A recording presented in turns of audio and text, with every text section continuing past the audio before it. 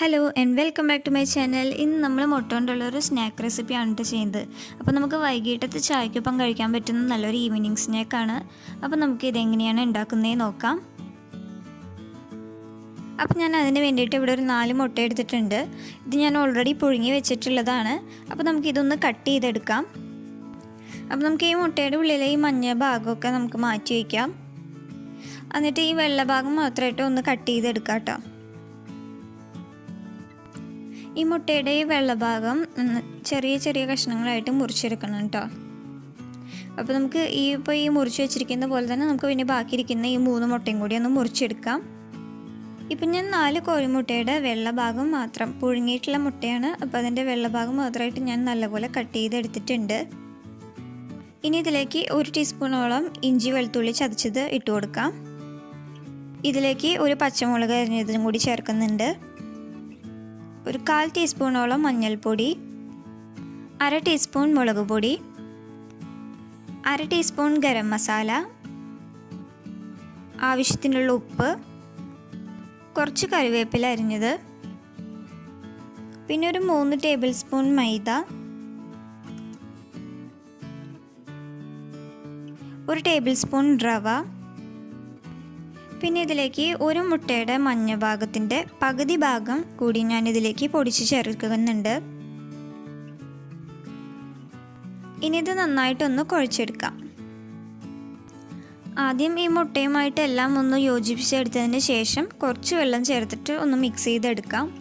നമ്മളിത് കുഴയ്ക്കുന്നതിൻ്റെ ഒപ്പം തന്നെ ഈ അരിഞ്ഞു വെച്ചിരിക്കുന്ന ഈ മുട്ടയുടെ ആ വെള്ള ഭാഗം ചെറുതായിട്ടൊന്ന് ഉടച്ചു കൊടുക്കുക. ഉടച്ച് അത് പൊടി പോലെ ആക്കിയെടുത്ത് ചെറുതായിട്ടൊന്ന് ഉടച്ചു കൊടുത്താൽ മതി. നമ്മൾക്കത് ഇങ്ങനെ ഉരുട്ടിയെടുക്കുമ്പോൾ ചെറിയ ഒരു റോൾ ആയിട്ട് ബോൾ പോലെ നമുക്കിങ്ങനെ ഉരുട്ടിയെടുക്കാൻ പറ്റുന്ന ഒരു ഷേപ്പിലേക്ക് കിട്ടണം. ആ ഒരു നിലയ്ക്ക് വേണം നമ്മളിതൊന്ന് ഉടച്ചെടുക്കാനായിട്ട്.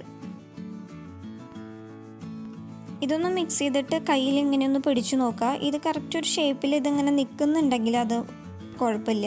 ഇതിപ്പോൾ ഇങ്ങനെ അത് കറക്റ്റായിട്ട് നിൽക്കുന്നില്ല. അതുകൊണ്ട് ഞാൻ ഇതിലേക്ക് കുറച്ച് വെള്ളം ഒഴിച്ച് കൊടുക്കുകയാണ്. അപ്പോൾ നമ്മൾ ഒരുപാട് വെള്ളം ഒഴിക്കാതെ കയ്യിൽ തന്നെ കുറച്ച് വെള്ളം എടുത്തൊന്ന് തളിച്ച് കൊടുത്തിട്ട് ഒന്ന് മിക്സ് ചെയ്തെടുത്താൽ മതി. ഒരുപാട് വെള്ളം ചേർക്കേണ്ട ആവശ്യമില്ല. അപ്പം നമ്മളിത് മിക്സ് ചെയ്യുന്നതിൻ്റെ കൂട്ടത്തിൽ ആ മുട്ടയുടെ പീസുകൾ കൂടി ഒന്ന് ചെറുതായിട്ടൊന്ന് ഉടച്ചു കൊടുക്കണം. പിന്നെ ഇതിലേക്ക് ഞാൻ വറുത്ത റവയാണ് ചേർത്തിട്ടുള്ളത്.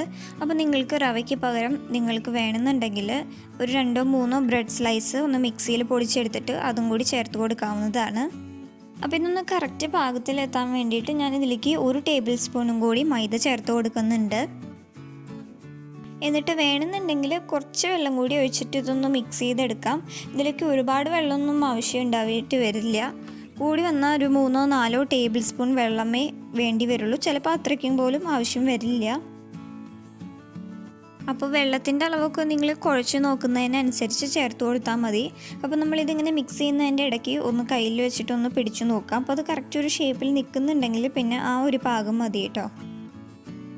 ഇതിപ്പോൾ ഒരു കറക്റ്റ് പാകത്തിലെത്തിയിട്ടുണ്ട്. ഇതിപ്പോൾ നമുക്കിത് ഇങ്ങനെ ഉരുട്ടുമ്പോൾ ഇത് കറക്റ്റ് ഒരു ബോളായിട്ട് കിട്ടുന്നുണ്ട്. അപ്പോൾ നമുക്ക് ഇനി ഇതൊന്ന് ഫ്രൈ ചെയ്തെടുക്കാം. അപ്പോൾ നമുക്കിനി ഈ റെഡിയാക്കി വെച്ചിട്ടുള്ള ഈ ഓരോ ബോളുകളും ചൂടായിട്ടുള്ള എണ്ണയിലിട്ടിട്ട് ഒന്ന് വറുത്ത് കോരിയെടുക്കാം. എണ്ണ നല്ലപോലെ ചൂടായതിന് ശേഷം നമ്മളിത് ഇട്ട് കൊടുക്കാൻ പാടുള്ളൂ.